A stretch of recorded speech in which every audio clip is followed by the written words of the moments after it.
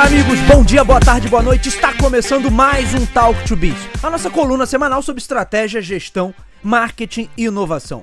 O meu nome é Bruno Garcia, eu sou professor e profissional na área de marketing e business e aqui você já sabe, toda semana a gente traz um tema novo a respeito do mundo dos negócios, mas também nós fazemos comentários sobre notícias e acontecimentos que podem ter um impacto na sua empresa, no seu planejamento estratégico ou na sua carreira.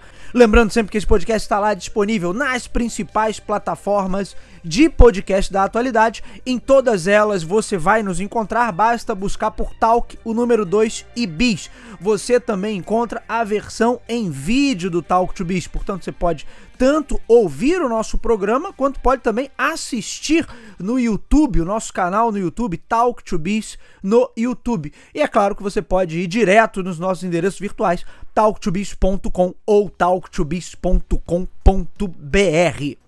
Bom, hoje temos um episódio onde eu queria, na verdade, reunir alguns temas e até nem foi proposital, porque algumas coisas vieram acontecendo e no programa passado a gente falou sobre tendências, mega tendências. No Up to Date do início dessa semana eu comentei sobre o caso da Intel, as turbulências, os problemas que a Intel vem enfrentando.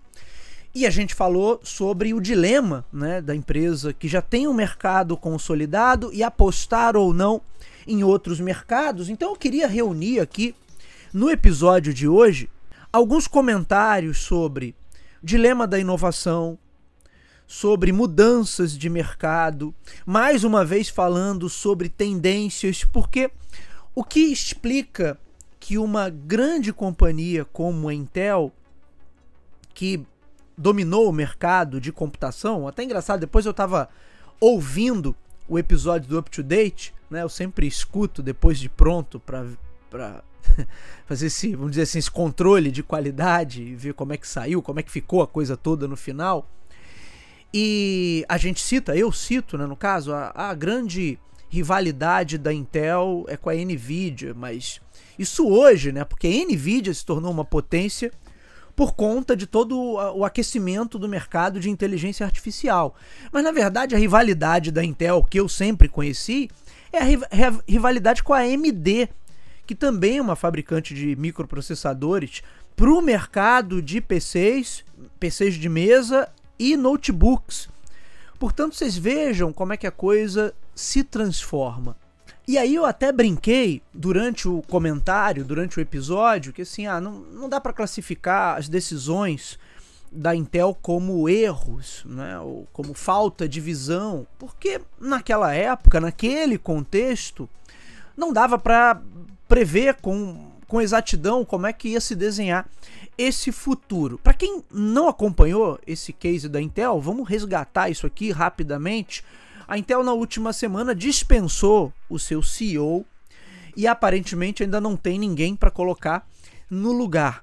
Esse CEO vinha trabalhando já há pelo menos 2 anos e meio, se não me falha a memória, no sentido de revitalizar a estratégia da Intel. A Intel cresceu e se tornou uma potência mundial, abastecendo basicamente o mercado de computadores de mesa e de notebooks. Todo mundo aí lembra do trabalho de branding da Intel, inclusive um negócio que eu comentei também no episódio do Up to Date. A Intel é uma empresa B2B, mas que faz um trabalho de branding, sempre fez um trabalho de branding impecável, então todo mundo lembra da campanha Intel Inside, da assinatura, inclusive a assinatura sonora, que poucas marcas conseguiram estabelecer também uma assinatura sonora.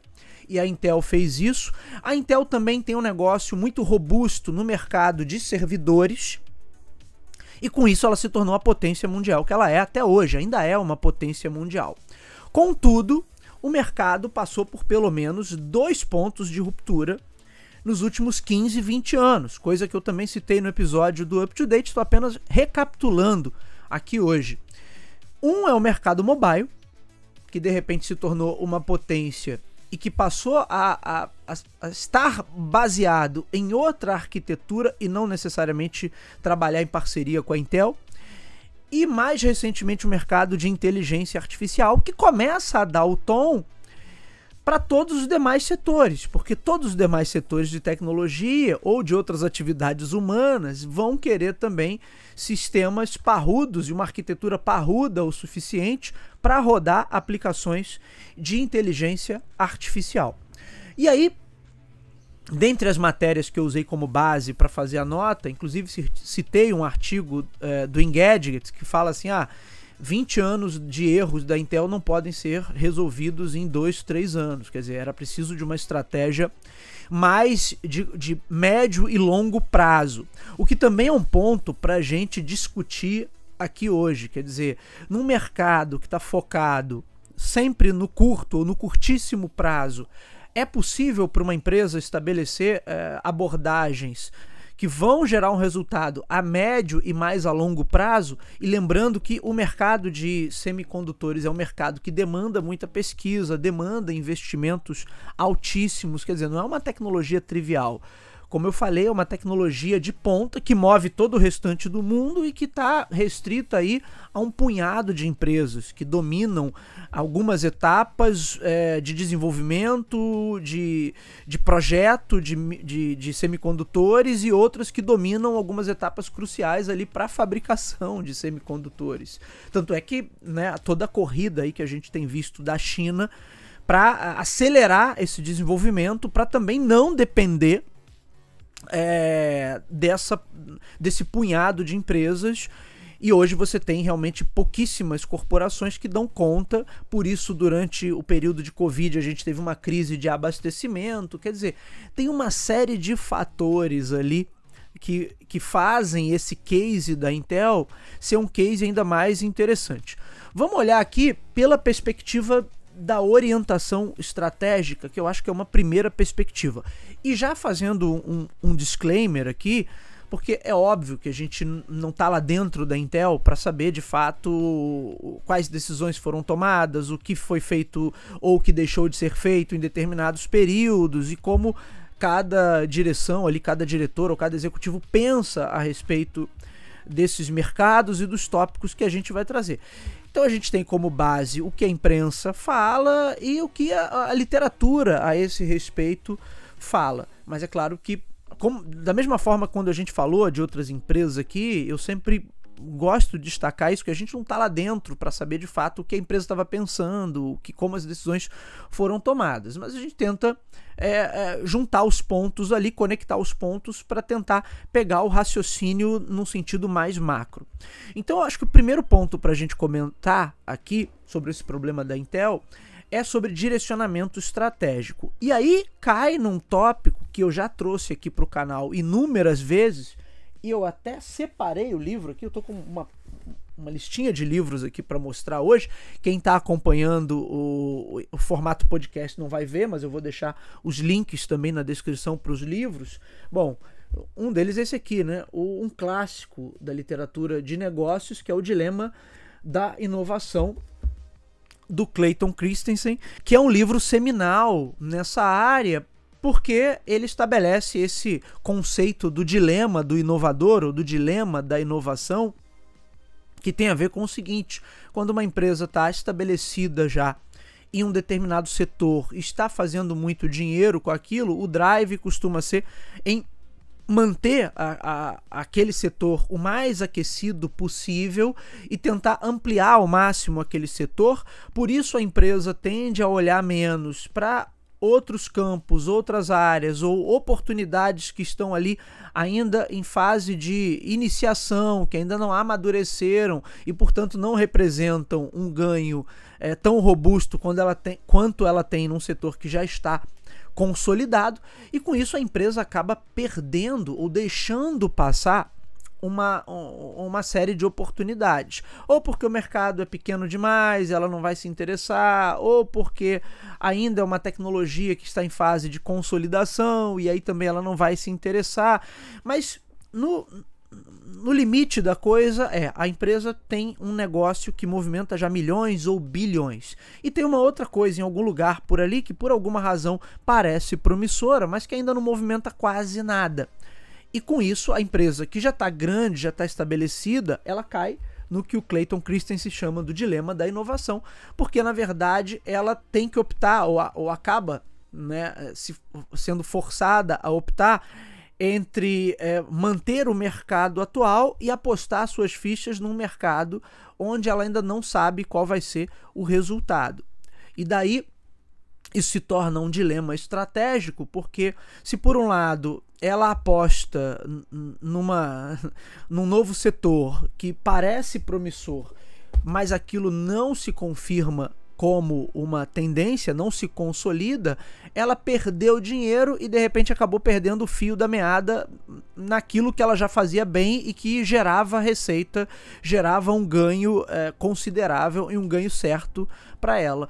Por outro lado, se ela se mantém no setor onde ela já detém um resultado muito bom e deixa passar a inovação, e aquilo depois se torna um mercado muito potente, muito pujante, muitas vezes ela não consegue acompanhar o ritmo e aí é obrigada a correr atrás do prejuízo, enquanto outras empresas estão bem mais à frente. E aí o case da Intel traz aí uma série de semelhanças com o dilema da inovação, porque na verdade, segundo consta até em livros, tem um outro livro que eu separei aqui, que é esse aqui, ó, a biografia do Steve Jobs, escrita pelo Walter Isaacson, e ele, em determinado momento, ele está falando ali da história do iPhone, de como o desenvolvimento do iPhone aconteceu, e houve uma conversa do Steve Jobs na época com o Andy Grove, que era o CEO,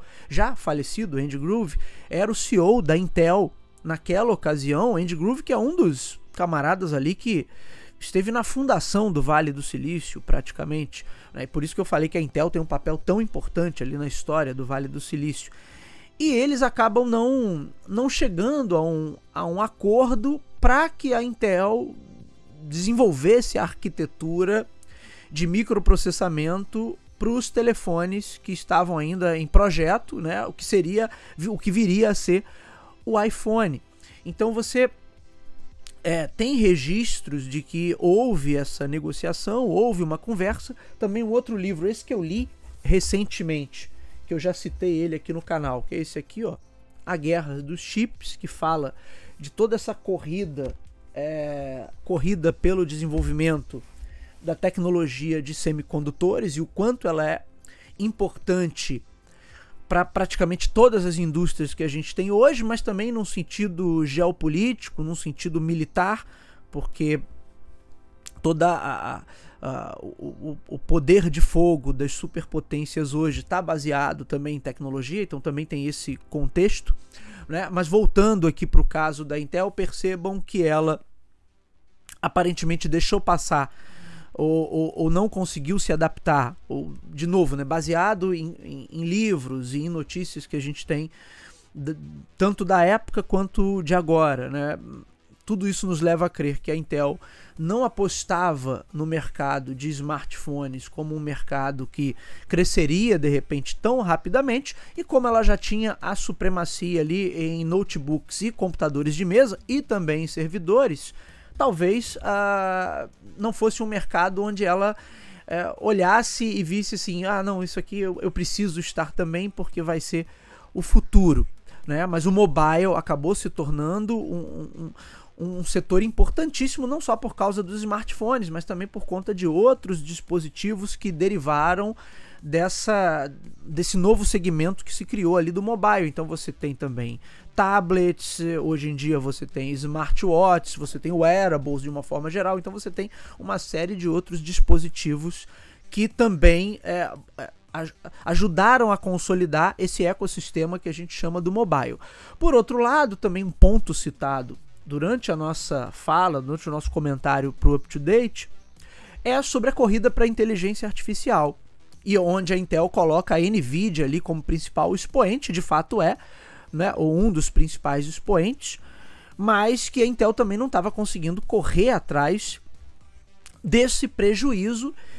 E aí né, a NVIDIA, voltando aqui um pouquinho do histórico da NVIDIA, muito conhecida aí pela galera gamer e pra galera que trabalha com renderização em 3D, com computação gráfica pesada, porque a NVIDIA é uma marca forte na parte de placas gráficas, né? Até então era isso que colocava a NVIDIA em destaque. Então se o nosso público aqui do canal gosta de jogar como eu gosto, certamente sabe que a NVIDIA é já há algum tempo, há um bom tempo, uma referência em toda essa parte de placas e microprocessamento para gerar gráficos. Por isso ela é tão querida do público gamer.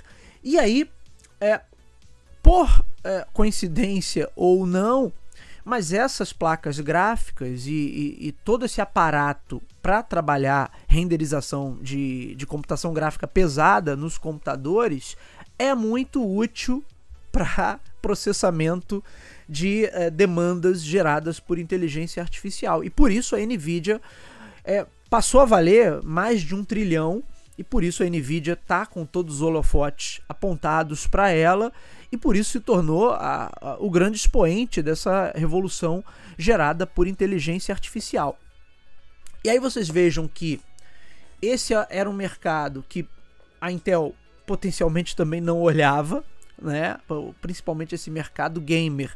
Tinha ali os seus players específicos, então a Intel provavelmente nunca teve uma preocupação muito grande para isso, e nesse caso não se trata nem talvez exatamente do conceito do dilema da inovação, porque não era um mercado em que ela estivesse de olho e visse como um potencial mercado a substituir o mercado de computação tradicional, mas foi a conjunção de fatores que levou esse mercado de placas de processamento gráfico a estar super valorizado hoje, porque ele também serve a outro propósito, da mesma forma que ele servia lá atrás para minerar bitcoins, naquela época em que o Bitcoin estava muito em evidência, e aí o preço das placas gráficas começou a subir justamente porque as pessoas estavam comprando não para jogar, mas para fazer esse trabalho de mineração de bitcoins.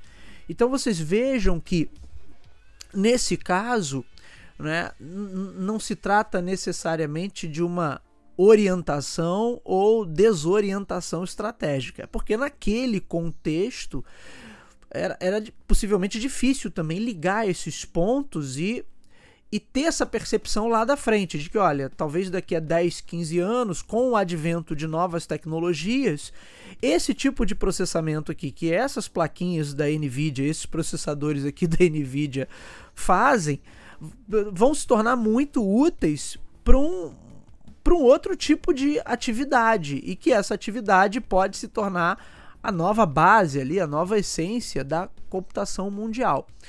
Então a gente está falando aqui de inovação e de momentos de ruptura no mercado, que é justamente o que o Clayton Christensen coloca no seu livro, né? Esses momentos da ruptura é quando uma outra tecnologia, um outro setor, uma outra abordagem que antes era pequeno, restrito, de repente passa a se tornar o padrão. E as empresas que já estavam com esse drive, elas obviamente são muito mais adaptadas, e outras empresas que, vamos dizer assim, estavam trabalhando num cenário mais tradicional sem essa perspectiva de mudança, aí elas precisam correr atrás do prejuízo e o cenário se inverte. É basicamente o que a gente está vendo hoje com a Intel. E sempre nesses cenários de ruptura, você provavelmente tem a ascensão de novos players que passam a dominar esse mercado. Então, historicamente, esse é um movimento que a gente vê também. Quando eu tenho uma ruptura de um segmento e eu passo a ter um novo segmento predominante a partir daquele ponto, possivelmente as marcas e as empresas que dominam aquele setor também mudam, porque eram justamente as pequenas ou as que estavam trabalhando com nicho e que aparentemente não tinham uma perspectiva de mercado tão promissora, porque justamente era um segmento específico, um nicho, e agora aquilo passa a se tornar o padrão e essas empresas crescem. E aí é o caso justamente da NVIDIA. Não que ela fosse uma empresa pequenininha, que fosse uma empresa de nicho, não é bem esse o caso da NVIDIA. Mas ela estava em um setor trabalhando ali tranquila, era um setor voltado para um público com o tipo de uso mais específico, com algumas demandas mais específicas, e agora ela passa a ser demandada basicamente para tudo, porque todo o trabalho de computação hoje passa se não passou ainda, está nessa fase de transição para usar mais e mais recursos ligados à inteligência artificial. E aí isso atinge a Intel duplamente, porque além dela ter perdido a possibilidade de embarcar nesses dois movimentos, né, que ocorreram aí mais ou menos nos últimos 15 ou 20 anos, que um é a ascensão de mobile e de todo esse ecossistema de mobile e de wearables, mas também agora com a corrida por inteligência artificial, porque isso vai, em algum momento, se é que já não está atingindo o mercado, ou vai atingir o mercado de computadores, PCs de mesa e notebooks, mas também o mercado de servidores que, potencialmente para usar novos recursos, vão demandar também novas arquiteturas. E aí, nesse sentido, mais uma vez, a Intel se vê ameaçada. Então a gente tem a questão das rupturas, da inovação de ruptura e desses movimentos de mercado. Por isso o conceito ali do dilema do inovador que o Clayton Christensen introduziu no seu livro se tornou tão importante para a condução dos negócios. Mas você tem também o tema que a gente trouxe no episódio passado do Talk to Biz, falando sobre tendências, sobre mega tendências. E aí um ponto que é super importante é a gente acompanhar, por exemplo, o desenvolvimento de novas tecnologias, o desenvolvimento de novas pesquisas, porque um ponto que hoje pode parecer algo inofensivo, algo que está muito ainda no nascedouro ali, que ainda vai demorar muito tempo para se estabelecer, mas de repente aquilo cruza com uma outra tecnologia ou cruza com um outro acontecimento ou com outro contexto e aquilo se potencializa muito rapidamente. E aí você vai me falar assim, Bruno, mas aí como é que a gente vai antecipar o futuro ou tentar prever o futuro? Prever o futuro é difícil, mas na verdade a gente precisa tentar acompanhar ao máximo o desenvolvimento dessas tecnologias. E aí para uma empresa como a Intel, é óbvio que está muito mais fácil do que para qualquer outra no mundo acompanhar o desenvolvimento tecnológico e as pesquisas que estão sendo feitas, porque ela está ali no coração, onde a coisa toda acontece, quer dizer, lá no Vale do Silício, é uma das principais empresas do mundo, certamente muito da pesquisa que é desenvolvida parte dela própria, portanto, é claro que ela tinha melhor condição do que qualquer outra empresa no mundo de acompanhar essa movimentação. Inteligência artificial não é algo que está sendo desenvolvido de 2 anos para cá, é algo que já tem décadas. E todo o desenvolvimento de microprocessadores, de semicondutores, das tecnologias que garantem que você tenha componentes cada vez menores e com uma capacidade de processamento cada vez maior, é claro que a Intel tinha total capacidade de acompanhar tudo isso. Só que ainda assim, a gente precisa dar um desconto, por assim dizer, porque mesmo acompanhando tudo, nem sempre dá para prever exatamente o que vai acontecer. Então, ninguém poderia prever uma sequência de fatos que a gente teve nos últimos anos. Por exemplo, Covid, 2 anos ou 2 anos e meio, 3 anos depois, ChatGPT se tornando um fenômeno, o movimento geopolítico que acirrou ainda mais os ânimos entre as duas principais economias do mundo, Estados Unidos e China, um olhar muito mais crítico à tendência da globalização e a ideia das superpotências manterem a sua capacidade e a sua, vamos dizer assim, autonomia para produzir alguns componentes que são críticos, e toda essa movimentação de semicondutores tem a ver com isso também. Então vejam que por mais que a gente acompanhe para tentar entender quais vão ser as tendências que vão se consolidar ou que não vão se consolidar, né? Ainda assim é difícil antever com exatidão tudo que vai acontecer. Aí eu trouxe até um outro livro aqui para mostrar, um livro antigo. Esse aqui é A Vida Digital, do Nicolas Negroponte.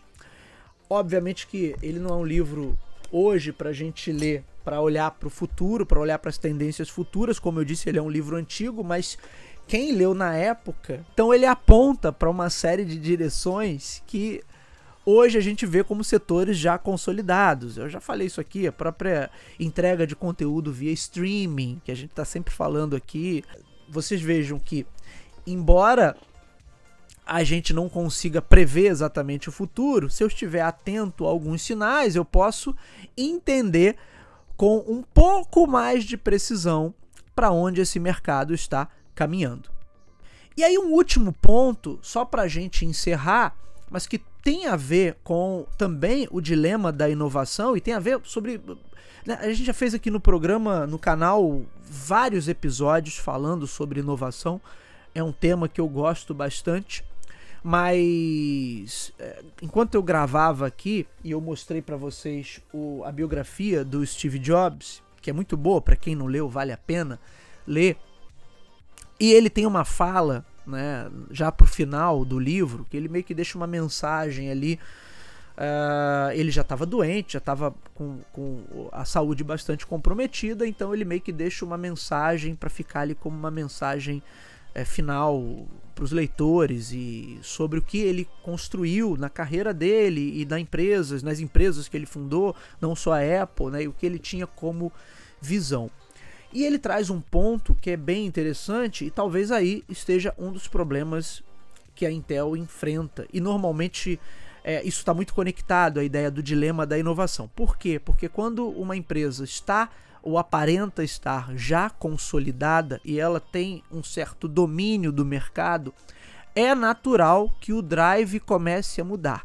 Normalmente começam a sair de cena os inovadores, os fundadores, as pessoas que trouxeram as principais ideias, que tinham a visão, que tinham a perspectiva, que tinham os insights, e entram os executivos mais tradicionais.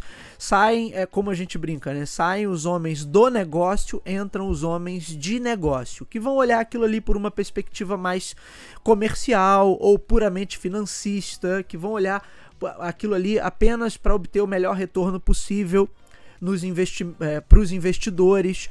E me parece que é um problema que todas as empresas enfrentam, porque você não tem mais aquele feeling do negócio e você passa a olhar unicamente para números. E o Steve Jobs fala justamente disso nesse texto que ele coloca aqui como um texto onde ele tenta dar uma resumida no trabalho e no que ele tem de visão de negócios. E aí eu vou tomar a liberdade de ler um trechinho aqui desse texto deixado pelo próprio Steve Jobs, mas eu acho que resume bem esses dilemas de você tentar entender, acompanhar a inovação, tentar entender e acompanhar as mudanças, as tendências. Vamos lá aqui. Ele coloca o seguinte, olha, abre aspas. Tenho minha teoria sobre por que empresas como a IBM e a Microsoft declinam. Aqui ele fala da IBM, a IBM já tinha passado por uma grande reviravolta, e a eterna rival da Apple, a Microsoft. A empresa faz um bom trabalho, inova e se torna um monopólio ou algo parecido em alguma área. E então a qualidade do produto se torna menos importante. A empresa começa a valorizar grandes vendedores, porque são os que conseguem mover as receitas, não os engenheiros e os designers de produto. Então, os vendedores acabam no comando. Ele cita aqui John Akers na IBM, era inteligente, eloquente, um vendedor fantástico, mas não sabia nada sobre o produto. O mesmo aconteceu com a Xerox. Quando os vendedores estão no comando, os responsáveis pelos produtos não são tão importantes e muitos perdem o tesão. Aconteceu na Apple, quando o John Sculley, que ele trouxe da Pepsi numa década passada, entrou, o que foi minha culpa. E aconteceu quando Ballmer assumiu a Microsoft, quer dizer, quando Bill Gates deixa o cargo de CEO para o Steve Ballmer. A Apple teve sorte e conseguiu voltar, mas não acho que algo vá mudar na Microsoft enquanto Ballmer estiver no comando. Naquela época ainda não tinha o Satya Nadella. Odeio as pessoas que se dizem empreendedoras quando apenas tentam lançar uma startup para depois vendê-la ou entrar no mercado de ações, embolsando dinheiro e seguindo em frente. elas não estão dispostas a trabalhar no que uma empresa de verdade pode construir, que é o que exige mais dedicação. É assim que se faz uma real contribuição e se soma ao legado de quem veio antes. Construir uma empresa que ainda vai significar algo em uma geração ou duas. Foi o que o Walt Disney fez, e Hewlett e Packard e as pessoas que construíram a Intel. Elas criaram uma empresa para durar, não para ganhar dinheiro. É o que eu quero que a Apple seja. Não vou ler aqui o trecho todo, mas ele cita inclusive a Intel aqui. Obviamente naquela época a Intel não estava passando pelas turbulências que está passando hoje, mas eu acho que resume bem, né? Embora não seja o Clayton Christensen falando, e sim o Steve Jobs, mas resume bem o que é o dilema do inovador e a dificuldade de empresas que já se tornaram muito sólidas de antever e se manter na linha para o futuro, se manterem antenadas e viáveis para o futuro, se manterem competitivas e relevantes também para esse futuro. E aí, só para finalizar, o nosso canal aqui trata sobre marketing, sobre estratégia, sobre negócios, sobre inovação. E pela perspectiva do marketing, é o que eu já disse aqui em vários programas, a gente tem que trabalhar sempre a nível de proposta de valor. E aí essa fala do Steve Jobs, e ele se colocava como um camarada de produto, é nisso, né? Precisamos de produtos melhores, precisamos de benefícios maiores, precisamos de uma proposta de valor que seja cada vez mais inovadora e, de fato, cada vez mais significativa para o mercado e para o público em geral. Claro que, na teoria, é muito fácil defender essas ideias. Na prática, outros interesses acabam tomando a dianteira e fazendo com que, mesmo empresas que já estiveram na ponta da inovação, como a Intel, se percam. Por isso, o problema levantado pelo professor Clayton Christensen, o dilema da inovação, continua sendo tão importante, tão fundamental e tão atual para a gente entender e tentar melhorar a condução estratégica de um negócio. Muito bem, senhores, esse foi o nosso Talk to Biz de hoje. O meu nome é Bruno Garcia, você me encontra nas principais plataformas sociais. Estou como Bruno Garcia no LinkedIn e Bruno_Talk to Biz no Instagram e também no Threads. O nosso programa, você já sabe, está disponível nas principais casas do ramo, em todas as plataformas de podcast da atualidade. Você nos encontra e também a versão em vídeo no YouTube. Claro que você pode ir direto nos nossos endereços virtuais, talktobiz.com ou talktobiz.com.br. Por fim, sempre deixo aquele meu pedido: se você gosta do nosso conteúdo, ele agrega valor ao seu dia a dia, sua tomada de decisão, aos seus estudos, compartilhe, indique para os seus amigos. Vamos atuar nessa corrente do bem, levando bom conhecimento qualificado sobre estratégia, gestão, marketing e inovação ao número cada vez maior de pessoas. É isso, meus amigos. Hoje vou ficando por aqui. Nos vemos na semana que vem. Um abraço a todos. Até lá.